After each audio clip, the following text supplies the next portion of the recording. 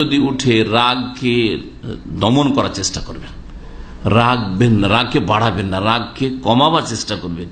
এইটা জান্নাতে নিয়ে যাবে এবং জান্নাতে আল্লাহ রাব্বুল আলামিন তার জন্য বিশেষ পুরস্কার রেখেছেন। তিরমিজিতে একটি হাদিস, মান কাযামা গাইজান, কেউ যদি রাগকে দমন করতে পারে, চেপে রাখতে পারে, ওয়া হুয়া কাদিরুন আলা আন ইউনাফিযাহু, অথচ সেই ব্যক্তি তার রাগের প্রতিক্রিয়া দেখাতে পারবে।